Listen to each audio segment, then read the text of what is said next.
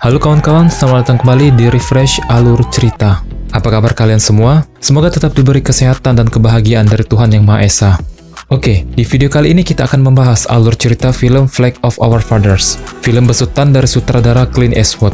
Film ini diangkat dari sebuah buku karya dari James Bradley dan Ron Powers yang mencatat rentetan kejadian-kejadian pertempuran di Pulau Iwo Jima, serta bagaimana nasib dari para prajurit pembawa bendera di Bukit Suribachi yang menjadi ikon kemenangan Amerika atas pasukan Kekaisaran Jepang. Oh iya, film ini masih memiliki kaitannya dengan film Letters from Iwo Jima, karangan dari sutradara yang sama Clint Eastwood.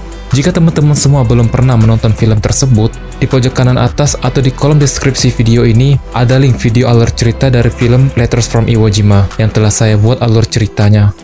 Flag of Our Fathers dibintangi oleh Ryan Phillips sebagai John Doc Bradley, Jesse Bradford sebagai Rennie Gagnon, Eden Beach sebagai Ira Hayes, Barry Pepper sebagai Max Strang, dan deretan aktor lainnya.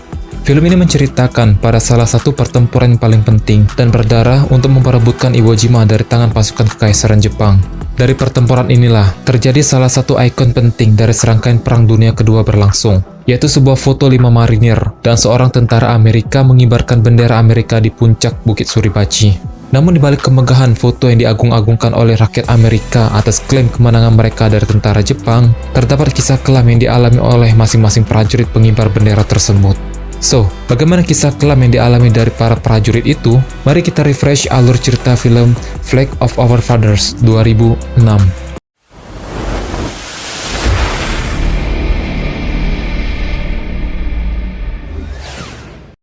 Scene bermula pada saat tersebarnya sebuah foto yang menjadi headline berita-berita di sejumlah koran Amerika.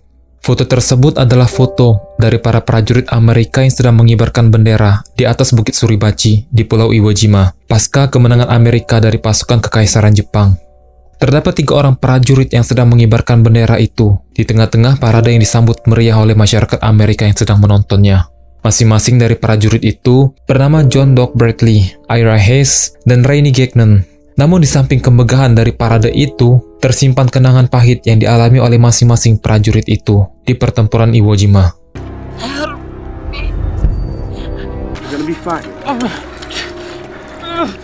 Desember 1944, setelah Amerika berhasil menghancurkan armada laut Kekaisaran Jepang, termasuk kapal perang yang menjadi kebanggaan masyarakat Jepang pada saat itu yang bernama Yamato, serta menguasai lautan Pasifik, kini giliran armada laut Amerika dengan kekuatan penuhnya bergerak menuju suatu pulau vulkanik yang berada di wilayah teritorialnya Jepang yang bernama Iwo Jima.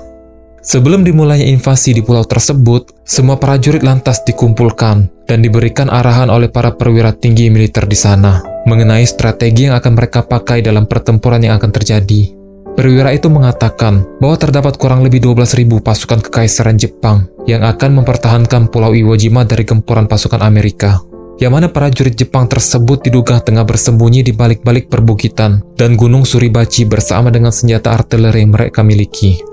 Jadi maka dari itulah, pertama-tama serangan akan dibuka oleh meriam artileri dari tiap-tiap kapal tempur yang ada mengelilingi pulau tersebut, guna melemahkan pertahanan pasukan Jepang di pulau itu, dan sekaligus menghancurkan senjata artileri yang disembunyikan pasukan Jepang di balik bukit dan Gunung Suribachi. Dan setelah briefing itu usai, Sersan Mike yang menjabat sebagai ketua peloton kedua lantas menghadap ke sang komandan untuk menempatkan seorang prajurit bernama Rennie Gagnon ke barisan bagian belakang sebagai prajurit suruhan. Karena Sersan Mike menilai bahwa Rennie adalah orang yang tidak bisa hidup lama ketika perang terjadi karena sifatnya yang begitu penakut. Sang komandan yang mendengar usulan dari sersannya itu, kemudian meng-approve usulan dari Sersan Mike itu. Tibalah rencana penyerangan ke Iwo Jima direalisasikan. Serangan bertubi-tubi dilancarkan oleh semua kapal perang yang ada, menuju satu target, yaitu Bukit Suribachi. Namun di tengah-tengah gempuran meriam yang dahsyat itu, para perwira tinggi militer yang sedang melakukan rapat strategi mendapatkan perintah baru dari markas pusat komando yang ada, yang mana waktu penyerangan yang dijadwalkan 10 hari harus dipangkas menjadi 3 hari. Kabar tersebut lantas membuat Admiral tinggi pasukan itu marah-marah. Namun apa mau dikata, keputusan dari markas pusat komando harus segera mereka laksanakan. Untuk menyesuaikan perubahan rencana itu, lagi-lagi para perwira tinggi pasukan tersebut harus merombak strategi yang telah mereka buat dengan matang. 3 days is a fucking beautiful thing. Pada malam harinya, Sersan Mei mendapatkan kabar bahwa prajurit Jepang lebih mengincar prajurit medis ketimbang prajurit reguler lainnya, lantas memperingati Doc untuk melepaskan semua atribut medisnya ketika pertempuran berlangsung. Karena jika banyak dari prajurit medis yang terbunuh atau terluka pada saat pertempuran terjadi, maka sudah dipastikan bahwa seluruh pasukan Amerika akan terbantai oleh serangan pasukan Jepang di pulau tersebut. Dan di malam itu juga seluruh prajurit Amerika tampak sedang menikmati alunan lagu yang sedang diputarkan dari ruang kontrol kapal tersebut. Namun di tengah-tengah alunan lembut lagu tersebut, seorang prajurit keturunan suku Indian yang bernama Ira Hayes tampak sedang mengkhawatirkan sebuah foto yang sedang ia pegangi. Yang mana gambar dari foto itu menampakkan kesadisan prajurit Jepang terhadap prajurit lawan yang tertangkap. Tak terasa 3 hari pun berlalu begitu saja. Seluruh kekuatan infanteri dikerahkan menuju bibir pantai Iwo Jima. Namun yang membuat heran pasukan infanteri Amerika ketika tiba di bibir pantai tersebut adalah tak ada satupun dari prajurit Jepang yang terlihat di daerah itu. Dirasa mereka telah mengamankan bibir pantai dari pasukan kekaisaran Jepang, maka bergeraklah sejumlah besar pasukan infanteri tersebut. Dan tak jauh mereka melangkah dari bibir pantai itu, saat itulah serangan kejutan dari pasukan Jepang terjadi.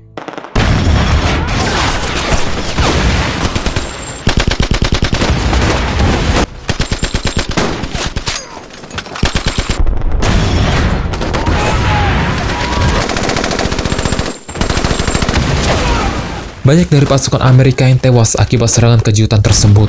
Bahkan serangan itu tak hanya ditargetkan ke pasukan infanteri saja, melainkan tank-tank dan kapal tempur juga tak luput dari serangan pasukan Jepang yang mempunyai pertahanan yang absolut itu.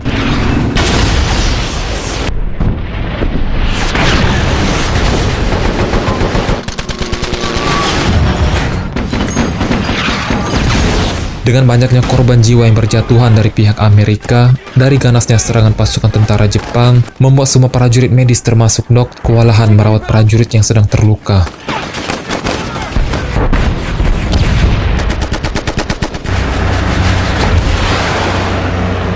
Scene berpindah pada bulan April tahun 1945. Setelah klaim kemenangan pasukan Amerika atas pasukan kekaisaran Jepang, bersamaan dengan beredarnya foto pengibaran bendera Amerika di atas Bukit Suribachi, maka sejumlah prajurit yang diduga orang yang mengibarkan bendera itu dipulangkan kembali ke Amerika, yang diantaranya adalah Rainey, Doc, dan Ira. Kemudian mereka diundang ke berbagai acara kemenangan pasukan Amerika atas pasukan kekaisaran Jepang itu, yang disambut dengan sorak-sorai banyak penduduk Amerika yang datang di stadion itu. Seusai acara tersebut, mereka bertiga dibawa untuk dipertemukan dengan Menteri Keuangan saat itu, yang bernama Bud Gerber. Bud Gerber mengatakan bahwa mereka bertiga akan mengadakan penggalangan dana, serta mempromosikan obligasi yang diterbitkan negara kepada para investor. Tujuan dari penggalangan dana tersebut adalah untuk menutupi dana yang sempat terkuras habis akibat peperangan yang terjadi. Namun di sela-sela rencana Bud Gerber itu, fakta mengejutkan dilontarkan oleh Ira, bahwa terjadi kekeliruan nama prajurit yang tertulis di foto tersebut, yang mana orang yang terakhir yang berada dalam foto itu bukanlah Hanks, melainkan Harlan. Dan bahkan Rainey juga tidak ada di dalam foto tersebut. Tak sebatas Ira yang mengatakan fakta yang sebenarnya dari foto itu, Doc juga menambahkan bahwa pengibaran bendera itu adalah pengibaran yang kedua kalinya yang dilakukan oleh peleton kedua, setelah bendera yang pertama dikibarkan oleh peleton ketiga, yang diketuai oleh Sersan Hanks. Namun fakta siapa yang sebenarnya mengibarkan bendera itu diabaikan oleh Bud Gerber. Terlepas dari semua fakta yang ada, berita tentang siapa yang mengibarkan bendera itu tidak bisa lagi ditarik dari mata publik. Maka dari itu, prioritas utama mereka bertiga saat ini adalah penggalangan dana dan mempromosikan obligasi kepada para investor agar kondisi keuangan Amerika kembali membaik pasca peperangan yang terjadi. Dengan kondisi dan pressure dari berbagai pihak kepada mereka, maka tidak ada lagi pilihan selain mengiyakan dan mengikuti rencana penggalangan dana tersebut, bahkan dengan membohongi seluruh rakyat Amerika dari fakta yang sebenarnya. Dengan restu yang diberikan oleh sang presiden pada saat itu, maka mereka bertiga kemudian menjalani serangkaian acara penggalangan dana yang telah direncanakan oleh Bud Gerber. Very proud, sir. They should be. The heroes of Iwo Jima. Real heroes are dead on that island. Kenangan pahit akan pertempuran tersebut masih membekas di ingatan ketiga prajurit itu, yang mana kenangan pahit itu teringat kembali ketika Doc melihat sebuah kue berbentuk prajurit pengibar bendera yang disirami dengan saus stroberi, yang seolah-olah tampak dilumuri dengan aliran darah. Namun sesi yang paling berat bagi para prajurit itu adalah saat bertemu dengan ibu masing-masing dari prajurit yang telah gugur. Ira yang akrab dengan Sir Saint Mike kemudian menghampiri sang ibunda dan menangis sejadi-jadinya di pelukan ibunya Sir Saint Mike itu. Sedangkan Doc sendiri yang bertemu dengan ibunya Hanks mengatakan kebohongan pahit yang harus ia telan mentah-mentah untuk membuat hati ibunya Hanks merasa bangga atas putranya yang telah gugur di medan pertempuran. Dan Doc juga menutupi kebohongan bahwa prajurit itu adalah Harlon, bukannya Hanks. Scene berpindah ke masa peperangan. Peloton kedua yang dipimpin oleh Sir Saint Mike harus berjibaku dari muntahan peluru berbagai senjata pasukan kekaisaran Jepang. Banyak dari prajurit Amerika yang terluka, yang tak bisa lagi Doc dan tim medis lainnya selamatkan dari ganasnya pertempuran yang terjadi.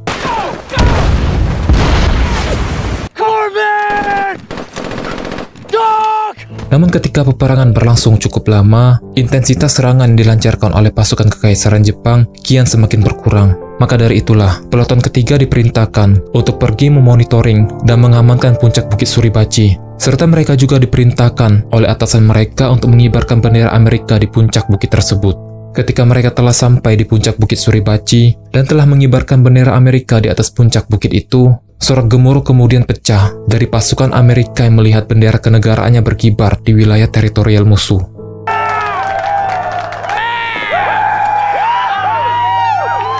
Namun momen tersebut tidak berlangsung cukup lama ketika seorang politikus yang datang ke Iwo Jima menginginkan bendera yang berkibar itu untuk kepuasan pribadinya. Para petinggi militer yang ada di sana tak bisa mencegah permintaan egois dari orang itu. Mereka hanya bisa menuruti apa yang politikus rakus tersebut inginkan. Maka diturunkanlah bendera tersebut untuk diberikan kepada sang politikus rakus, dan kemudian digantikan dengan bendera yang baru, yang mana orang-orang dari peloton kedua lah yang mengibarkan bendera kedua tersebut. Dengan banyaknya gua yang ada di Bukit Suribachi, Doc dan Ira kemudian memeriksa salah satu gua yang ada di bukit itu. Ketika mereka telah sampai di dalam gua itu, di sana mereka dikejutkan dengan sekumpulan mayat dari prajurit Jepang yang telah tewas dengan cara bunuh diri dengan menggunakan granat.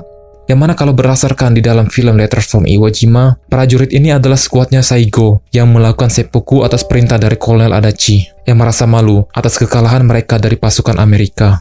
Kembali lagi ke masa pasca peperangan. Salah satu acara yang harus ketiga pahlawan Iwo Jima itu kembali lakukan adalah dengan melakukan selebrasi penancapan bendera di salah satu lapangan yang ditonton oleh ribuan mata masyarakat Amerika.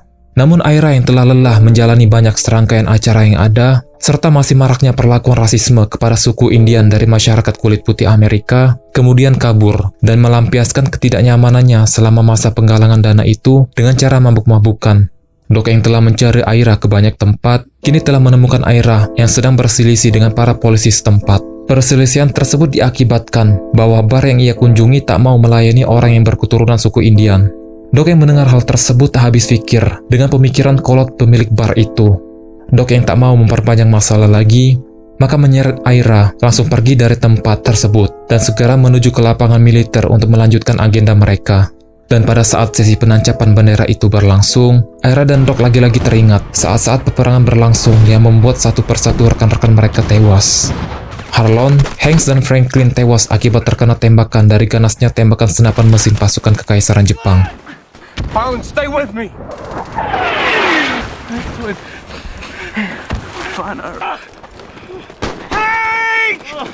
Mike juga tewas akibat terkena rudal dari pasukan Amerika yang salah sasaran.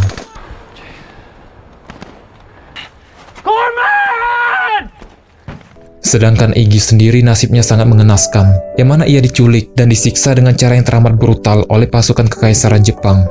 Ketika acara selebrasi itu berlangsung dan ditontoni oleh banyak mata masyarakat Amerika, salah seorang jenderal yang melihat Ira yang sedang dalam pengaruh alkohol lantas memakinya dan memberhentikan dia dari kampanye penggalangan dana tersebut karena takut akan mencoreng nama baik kemiliteran Amerika Serikat.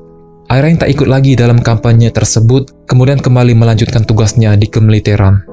Kampanye penggalangan dana itu lalu dilanjutkan hanya dengan Doc dan Rainey. Namun tak lama itu, akhirnya peperangan pun selesai, serta diikuti juga dengan selesainya kampanye penggalangan dana yang telah mereka lakukan. Setelah ketiga prajurit itu berhenti dari kemiliteran, masing-masing dari mereka kemudian melanjutkan kehidupannya. Gelar pahlawan yang mereka sandang tak bisa menjamin kalau kehidupan mereka akan membaik. Ira kemudian menjadi petani dengan orang-orang dari suku Indian lainnya. Rainey sendiri mencoba peruntungannya bergabung dengan kepolisian, lalu ia ditolak karena ia tidak memenuhi standar kualifikasi kepolisian yang ada di tempatnya. Dan pada akhirnya Rainey pun menjadi petugas kebersihan untuk melanjutkan kehidupannya.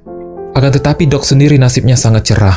Setelah ia keluar dari kemiliteran, ia kemudian membeli rumah duka dan menjalankan bisnis rumah duka tersebut, yang mana bisnis yang ia kelola sangat sukses dan membuat kehidupannya membaik.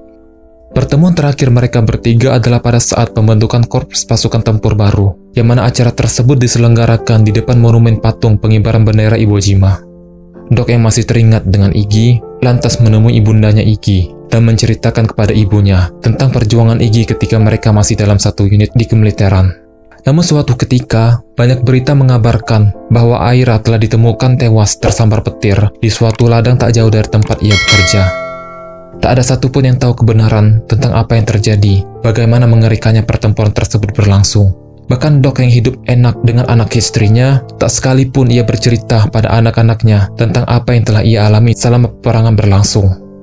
Namun ketika Doc merasa telah di penghujung hayatnya, Doc lantas menceritakan kepada anaknya yang bernama James tentang bagaimana ia dan rekan-rekannya melepaskan penat akan peperangan tersebut di pantai Iwo Jima, yang menjadi momen-momen terindah yang pernah Doc alami selama di masa kemiliterannya. Dan film pun usai. Menurut saya, sang maestro Clint Eastwood berhasil menyajikan film Flag of Our Fathers dan Letters from Iwo Jima menjadi satu kesatuan yang pas, yang mana dari kedua film yang memiliki perspektif dari kubu yang berbeda itu, para penonton digiring sedikit demi sedikit untuk memahami apa yang dialami oleh para prajurit di medan pertempuran yang sedang berlangsung. Kedua film itu juga tak hanya menampilkan battle war yang sangat mengagumkan, tetapi bisa dengan sukses mempresentasikan dampak apa yang terjadi akibat peperangan itu, baik itu dari kubu prajurit Kekaisaran Jepang maupun dari prajurit Amerika yang harus melanjutkan sisa hidupnya dengan keadaan yang masih terbayang dengan kengerian peperangan yang mereka alami. Terdapat kata-kata yang membuat saya tersentuh yang diucapkan oleh James Bradley, yang mana kata-kata tersebut kurang lebih begini: mungkin tak ada hal semacam pahlawan di dunia ini. Pahlawan adalah sesuatu yang kita ciptakan, sesuatu yang kita butuhkan. Ini adalah cara kita untuk bisa memahami apa yang tak bisa kita pahami, dan bagaimana orang-orang begitu banyak berkorban untuk hidup kita. Para pahlawan yang gugur di medan peperangan mungkin berjuang untuk negaranya, akan tetapi mereka mati untuk rekan-rekan seperjuangannya, baik itu yang ada di depan, belakang, maupun yang ada di sampingnya. Well done everyone, mungkin sampai di sini dulu aja pembahasan kita tentang film Flag of Our Fathers kali ini. Jika kalian ada pendapat tentang film ini, atau ada penyampaian saya yang keliru, kalian bisa share di kolom komentar ya. Jangan lupa juga untuk meninggalkan jejak yang berupa subscribe, like, and share di video kali ini, biar saya lebih semangat lagi ngebahas alur cerita film lainnya. Gue Raham, sampai jumpa lagi di next video refresh lainnya. Wassalamualaikum warahmatullahi wabarakatuh.